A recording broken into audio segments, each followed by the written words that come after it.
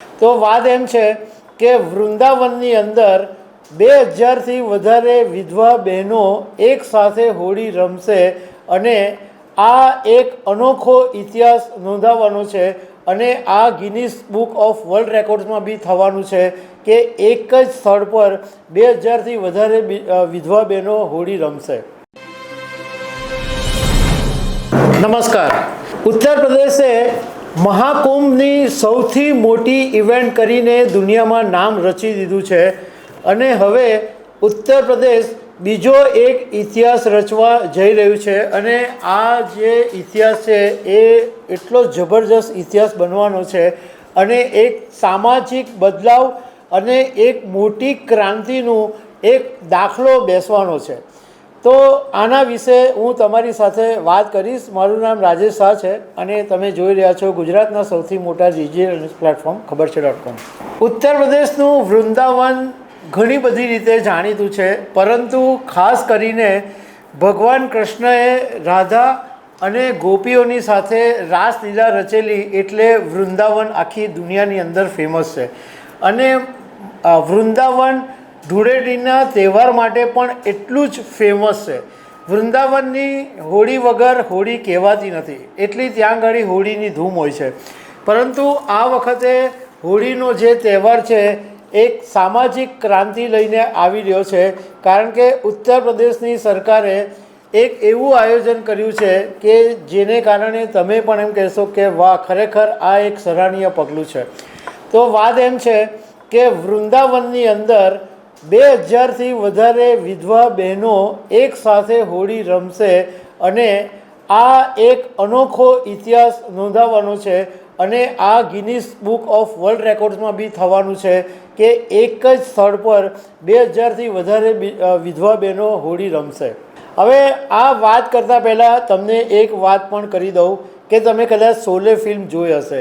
તો શોલે ફિલ્મની અંદર જ્યારે જયા બચ્ચનને બતાવે છે તો જયા બચ્ચન વિધવા હોય છે અને અમિતાભ બચ્ચન અને બધા જ્યારે હોળી રમતા હોય છે ત્યારે જયા બચ્ચન આવતા નથી. એટલે એક એવું ફિલ્મની અંદર બતાવવામાં આવે છે કે વિધવાઓને આનંદ અને ઉત્સાહમાં ભાગ લેવાનો અધિકાર નથી. કોઈ પણ શુભ પ્રસંગ કે ઉત્સાહના પ્રસંગની અંદર વિધવાઓ ભાગ લઈ શકતી નથી. અને આ પરંપરા વર્ષોથી છે અને હજુ સુધી ચાલે છે. પણ ઉત્તર પ્રદેશ હવે આ પરંપરા તોડવા જઈ રહી છે અને આ જે વૃંદાવનની હોળી છે એની અંદર વિધવા બહેનો ખુશી અને ઉત્સાહથી ભાગ લઈ શકશે.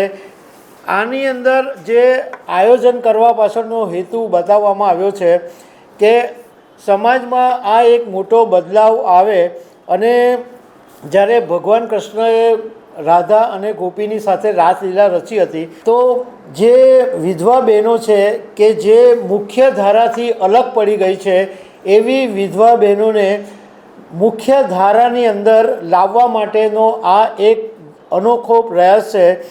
અને આ રૂઢિગત પરંપરા જે વર્ષોથી ચાલી આવી છે કે વિધવા બહેનો ખુશીના પ્રસંગમાં હાજર નહીં રહી શકે, તો આ જે પરંપરા છે એ તોડવાની છે.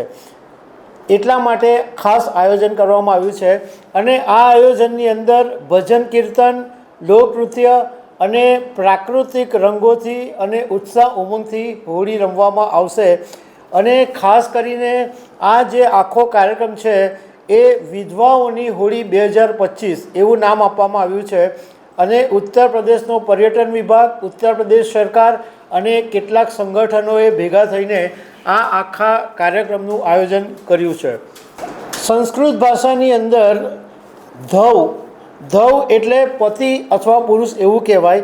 એટલે જે સ્ત્રીનો પતિ હયાત હોય એને સધવા કહેવામાં આવે અને જે પરિણીતાનો પતિ હયાત નહીં હોય એને વિધવા કહેવામાં આવે.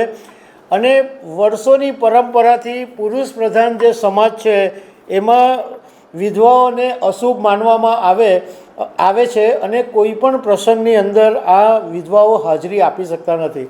તો ખરેખર આ જે વૃંદાવનમાં થવા જઈ રહ્યું છે એ બહુ જ મોટી સામાજિક ક્રાંતિ અને બહુ જ મોટો સામાજિક બદલાવ હશે. કારણ કે વિધવા એમના પતિનું અવસાન થયું હોય તો એમાં વિધવાઓએ શું ગુનો કર્યો, એમને શું કામ આ ઉત્સાહ અને આનંદના જે ઉત્સવ છે એની અંદર એ લોકો ભાગ ન લઈ શકે? તો એ લોકોને પણ ભાગ લેવાની છૂટ છે. અને આ એક બદલાવથી હવે એવું બનશે કે વિધવાઓ માટેના જે પણ વાડાઓ છે, જે બધા પ્રતિબંધો છે એ હટી જવા જોઈએ અને એ લોકો પણ એક સામાન્ય માણસની જેમ પોતાની જિંદગી જીવી શકે એવો એમને હક હોવો જોઈએ. તો દર્શક મિત્રો, આવી અનેક વાતો સાથે અમે તમને મળતા રહીશું. Thank you very much.